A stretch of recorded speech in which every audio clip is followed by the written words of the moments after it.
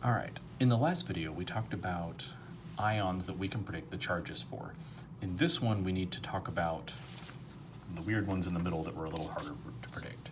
So in the previous video we talked about this is +1, +2, +3, and then this is -1, -2, -3. We need to talk about all the rest of this middle stuff. We're actually going to ignore these bottom two rows. They're radioactive, they don't come up in salts very often. We're just going to focus on this middle part.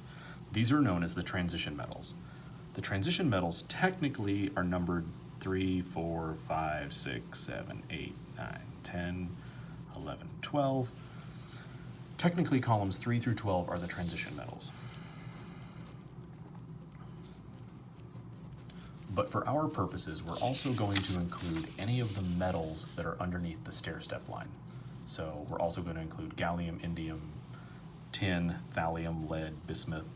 Anything that's below the stair-step line, we're also going to count. I would love to tell you the stair-step line has like a special name. It doesn't. Okay. The problem is these transition metals can have multiple possible charges.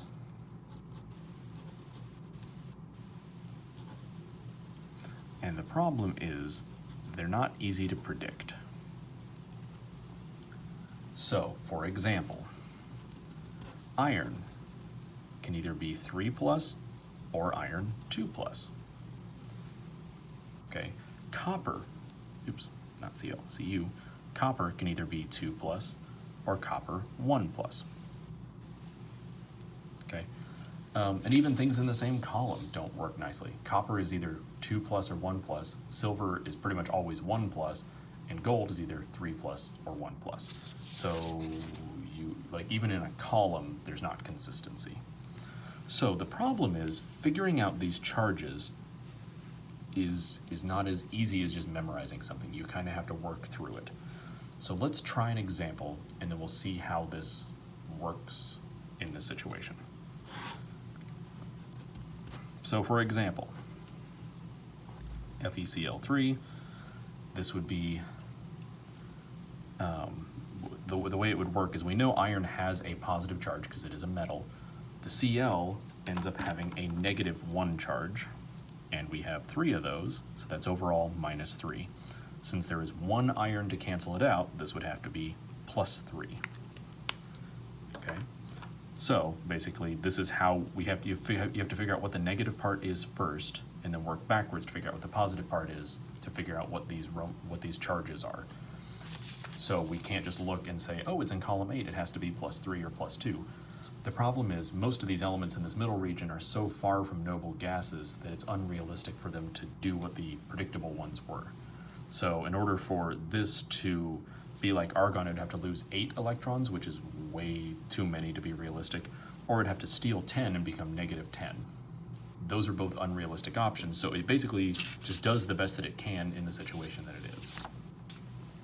Okay, so we will get more practice at this in some of the later examples, but I wanted to introduce the concept of transition metals and the fact that we can't easily predict them. Okay. We need to talk about how to name ionic molecules. This is the idea of nomenclature. The entire rest of this chapter is going to be learning how to name things.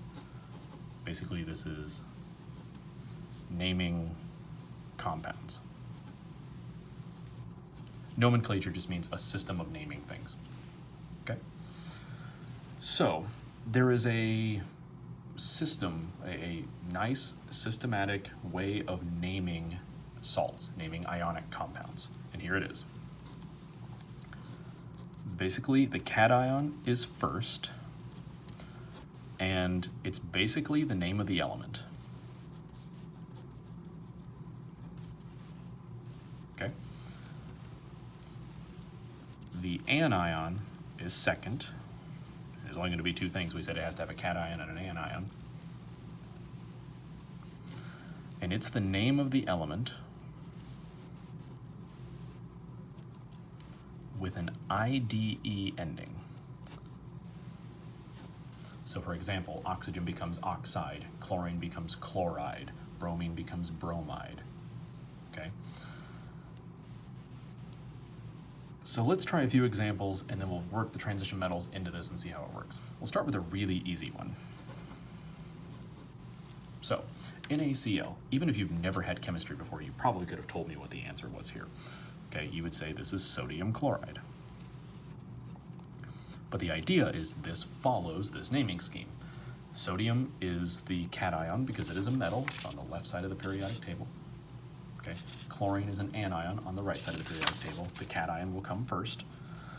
It's sodium, it's just the name of the element, and chlorine becomes chloride because we need an IDE ending. So even though you've heard of sodium chloride, and you probably could have told me this without learning the naming system, it does follow this naming system. Let's try a couple other examples. I think one we saw earlier was MgBr2 in a previous video. Okay, this would be magnesium bromide. I will tell you that the periodic tables that I'm going to post on OnCourse do have the names of the elements. I do not need you to sit around memorizing the names of the elements. Okay, you'll note that this does not tell us that there is two of these. It's not like magnesium dibromide. There is not a prefix here. It is assumed that you know how to figure out these charges and make the charges cancel out like we saw at the end of the last video. Okay? So the problem is, what happens if you have something like this?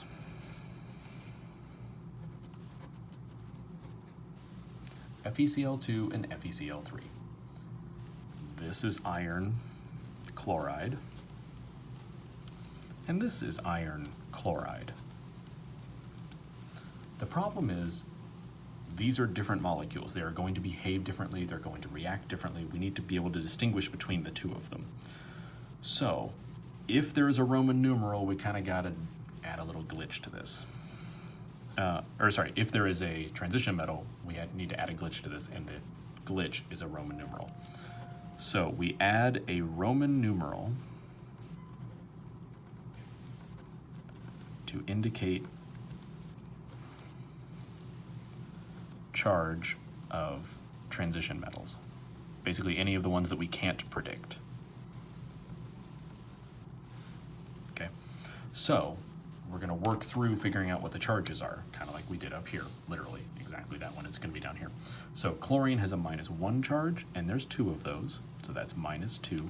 There is one iron to cancel it out, so that's +2. So this named becomes iron 2 chloride.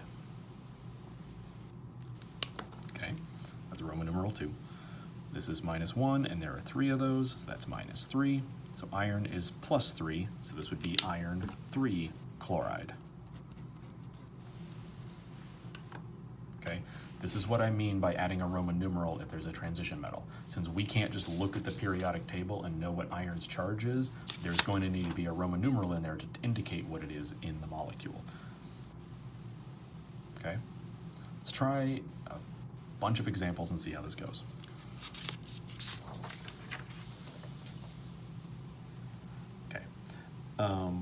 Let's try ZNO.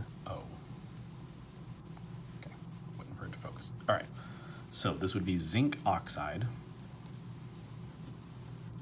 but because zinc is not one that we can predict, we're gonna have to put a Roman numeral in there and indicate what its charge is. Okay, oxygen is one of the ones we can predict, and its charge is -2 because it's 2 away from being like neon. Zinc, there's one of these and one of these to cancel it out. Since this is -2, this would have to be +2 to cancel it out. So this is zinc 2 oxide. Okay. Let's try one more and then we'll try a few in the reverse direction. Okay. How about Cr2s3? This one's going to be a little more complicated. So Cr, if you look at the periodic table, is chromium, and it's in this middle area, so we know we're going to need a Roman numeral. And S is sulfur, and its charge is -2. So this would be chromium, some sort of parenthesis that we haven't figured out yet, and then sulfur needs an IDE ending, so this would be sulfide. Okay, so we need to figure out the charges here. We start with the negative part that we can predict. Sulfur has a minus charge of, or a charge of -2, and there are 3 of those, so that's -6. We need chromium, all this to add up to +6, and there are 2 of those, so each of them would have to be +3, because 3 times 2 would be +6. So we put what each one is individually as our Roman numeral. So each one has a charge of +3, so this is chromium 3 sulfide. We will do more examples in class, so even if these 3 examples doesn't completely explain everything, I promise we will get more practice. This is just the gist of how to do it. Let's try some in reverse, where we have the name and we need to figure out the formula. Okay, let's go with, I don't know, copper 1 nitride. Okay, so looking for copper on here, it's Cu, so we know the first thing is going to be Cu. Nitride is nitrogen with an IDE ending, so this is N. And now we need to figure out charges. Okay, nitrogen is in column 5A. It's 3 away from being like neon, so its charge is going to be -3. Copper, we can't look at it and predict what its charge is, but since we have the Roman numeral in the name, we know that that's what the charge has to be. So its charge is +1 because the Roman numeral said so. So now we need to make the charges cancel out. Since this is -3 and this is +1, we're going to need 3 of these to cancel it out. So 3 coppers, which are +1, would cancel out 1 nitride, which is -3.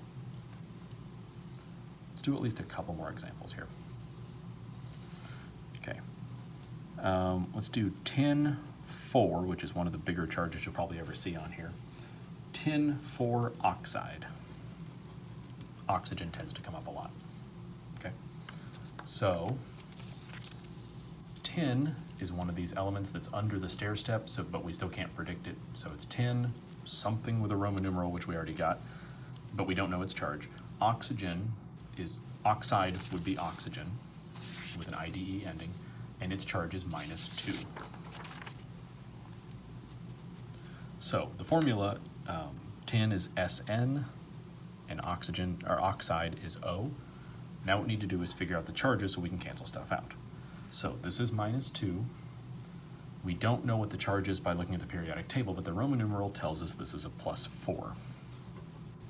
Okay, you almost never see charges above +4. There's a couple weird other transition metals that occasionally do that, but for the most part, 4 is a pretty big number. Okay, so this is +4 and this is -2, so we will need 2 of these to cancel that out. So this is going to be SnO2. Okay, we will stop there and we'll add more examples as we go, but we'll definitely do more of these in class. Thank you.